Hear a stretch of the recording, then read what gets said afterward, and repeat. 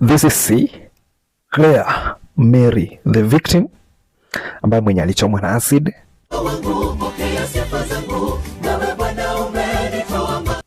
This is Elvis, mwenye alimchoma na acid, the ex-boyfriend na married man. This is why the current boyfriend mwenye aliweza kusababisha Mary ama Claire aachane na ex-boyfriend ambayo ni Elvis, na akatrigger Elvis kuja kumchoma Claire na acid.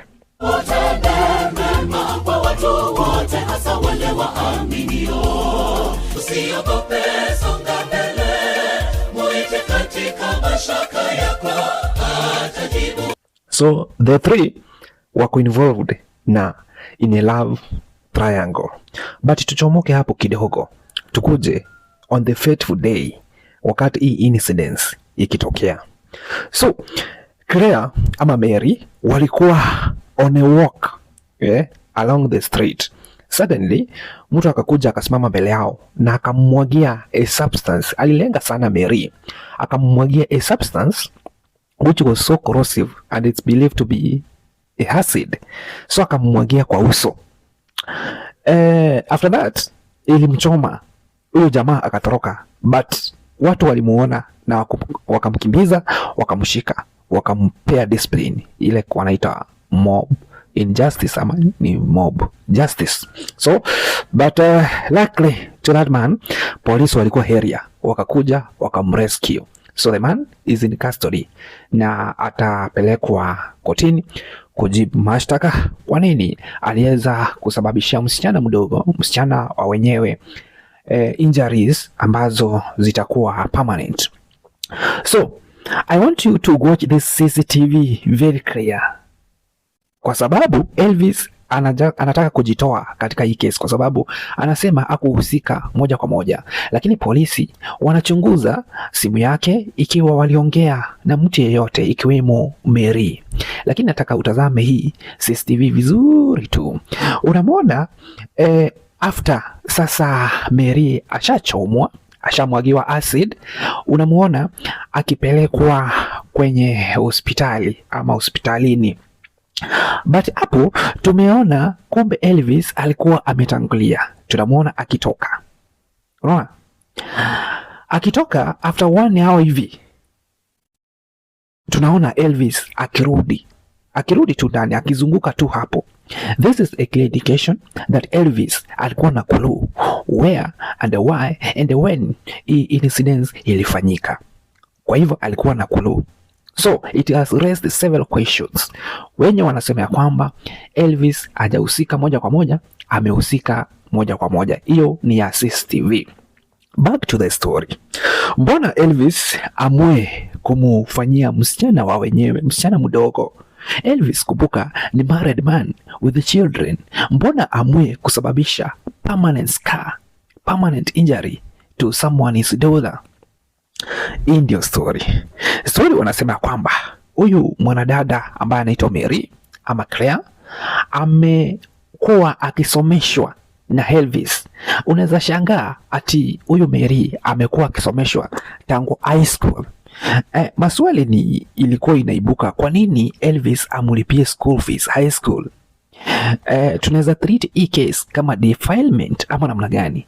Lakini utashtuka ya kwamba wenye walezi ama guardian wa huyu msichana walikuwa wamefahamu fika, walikuwa wanajua everything, walikuwa wanajua Elvis ndio atakuwa anamlipia school fees. After that walikuwa wamepanga ya kwamba Elvis, kwa sababu uko na mke wewe, fanya vile unasema, najua chenye unataka kwa huyu msichana, tutakupea tu, atakuwa kama second wife. And that is the agreement between Elvis na mtoto huyu Claire.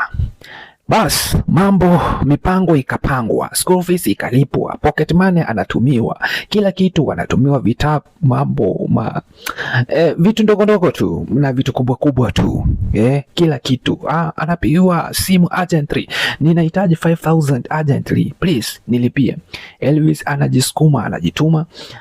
Pengine watoto wanalala njaa, bibi anajishughulisha kule na huku ndio wapate chakula home, lakini Elvis anajinyima kabisa, anatumia msichana ambaye akuna hope kubwa kwake. Akafika campus, mambo ikaenda hivyo hivyo tu. Elvis akajituma kabisa kimwanaume, akamlipia school fees na hadi akamaliza chuo kikuu, akagraduate, zawadi kemkem na mambo moto. Kumbe huku campus, na enyewe kama wewe umeikuwa umepitia campus, unajua this is very true. So Elvis, unless and otherwise, huyu Elvis alikuwa tu anamwaminia through the promises zenye huyu mwanadada alikuwa anampromise.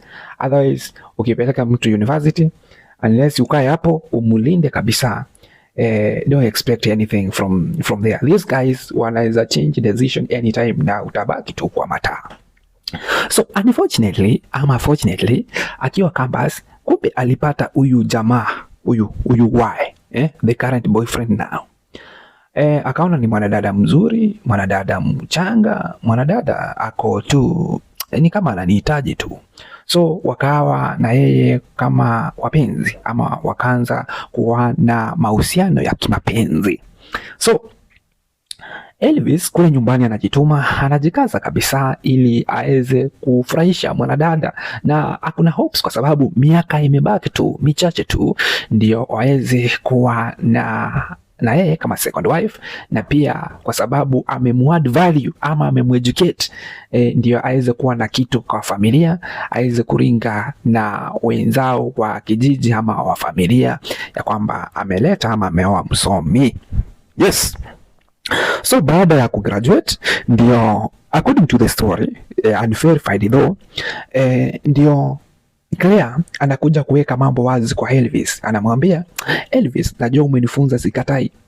Elvis, najua umejitolea kabisa, umejikaza kizabuni, umejitolea kabisa, umejituma kimwanaume kunifunza tangu nikiwa high school, umenifunza kabisa, umejitolea nikiwa campus, hakuna chochote niliwahi lemewa kwa sababu yako.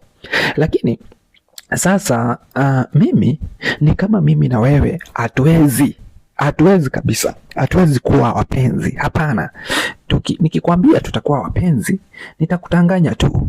Mimi nishapata wangu, na moyo ukipenda umependa. Wewe uko na bibi na haitakuwa fiti niendelee kukaa na wewe, kwa hivyo distance tu na mimi. Asante kwa kunishughulikia, lakini distance tu. Mimi sasa siwezi, iwezekani. Nitakuwa aje bibi mdogo ama bibi wa pili? Surely distance tu. Elvis maneno haya hayakumuingia vizuri, hayakumuingia sawa. Elvis alianza kufikiria, nifanye nini, nitende nini?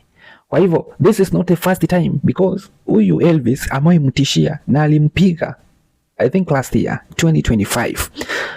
Claire alimripoti kwa polisi, lakini no action was taken. So Elvis ikafika sasa mpaka wakati anaona sasa stress ndio hizi, nifanye nini?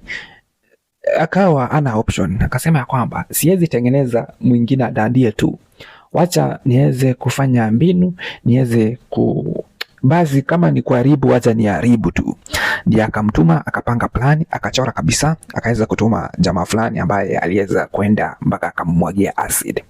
Niseme hivi, wanasemanga mara mingi tunakuanga na advice mob sana wakati kitu imefanyikia mwingine, na kwa sababu sisi hiyo kitu haijatufanyikia, tunakuanga na advice ya kusema kwamba ati sasa ukiachwa si uachike nani?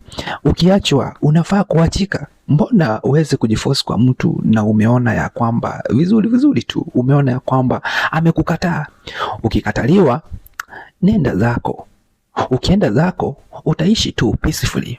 Ona sasa chenye umefanya, umeweza kumwagia mwingine acid, mwingine anaumia, anapata permanent scars.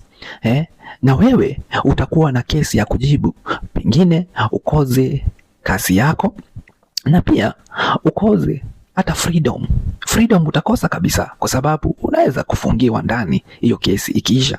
Mbona ukae na hasara mbili? One, pesa zako zimeenda kwa sababu umekuwa ukilipa school fees, na pia umekosa tu freedom yako. Mbona ufanye hivi? Mbona usijifunze tu kwenda zako, usijifunze tu kuachika ukiwa umeachwa? Most of the time hiyo ndio advice, hiyo ndio standard advice tunapea watu kama Elvis, na pia tunapea watu kama Claire advice. Most of the time tunawapea hivi: wewe mwanadada, ndio ni mrembo, hatukatai. Ndio wanadada wameumbwa kureceive, hatukatai. Lakini wakati unaona au chochote kwa huyu mtu, usikule mali yake, usikule pesa yake, usikunywe vitu zake. Hapana, usipokee zawadi yake na usimpee promise ambazo hawezi kufulfill. Sasa mbona wakati unaona hauna anything ama hautakuwa na future na jamaa, acha tu waende, pesa zake mwachia kule, pesa zake lenga tu. Mbona ufanye vitu kama hizo? Most of the time that is the advice nawapea. Lakini nikwambie mpenzi mtazamaji, hiyo ndio advice iko legit, na wangefuata tu advice kama hiyo, pengine hii mambo atungeyajua tu, pengine hiyo mambo si wakuwe tu kama mimi tu. Mimi si eti hatujafanyiwa vitu kama hizo. Sisi ni vile tuna heshimu kabisa, tunaona masheria mambo pia hutu, tunaona haina haja kusumbuana na vitu kama hizo, tunaacha na tunasema tu Mwenyezi Mungu achukue tu ushukani. Sisi tunaenda na tutarudi na tuangalie nyuma, tushafanyiwa. Ni vile tu hatuna hasira mingi, kwa sababu hasira tulijifunza ni hasara tu. Kwa hivyo wenye wamekondemu, lakini ni hasira tu, unakosa cha kufanya. Sisemi ni vizuri alifanya, but sometimes unakosa tu cha kufanya. Chenye alifanya ni mbaya, angefikiria, angekaa chini afikirie, aseme tu nimepoteza, nitaanza tena, ingekuwa rahisi. Lakini mambo yashafanyika. Kwa sasa tu tunasema kwamba msichana, pokea uponyaji wa haraka, yani pata afueni ya haraka. Na kijana, maybe Mungu atatenda, maybe Mungu anajua the sababu mbona ulifanya. Sisi tunaweza kosa kuelewa, asua tunaweza kukondemu, ndio eti ulifanya nini sasa, takataka, wewe ni mtu mbaya. Hapana, si mbaya tu, ni ile tu uchungu na hasira ni mbaya. Hasira tujifunze tu kupunguza hasira. Sitakukondem, sitachaji mtu, sitakukondem kwa sababu nyinyi wote mulikosea na nyinyi wote pengine mjakosea, lakini tuweze kuchukua hii kesi yawa kama funzo, na tuweze kufanya vitu ambazo tu zinampendeza Mola, na tuwe na utu. Kwa hivyo nitakufuatilia story hii yote, nitaweza kukufahamisha jinsi tu mambo yatakavyokuwa. Lakini tukiwa humu duniani, nikimalizia, tuwe na hekima, tuombe Mwenyezi Mungu hekima, na tuishi tu vizuri na watu wengine, tuwe na utu na tuweze kuheshimiana. Hadi wakati mwingine, mimi wako AC Bon, na hii ni Kusi TV.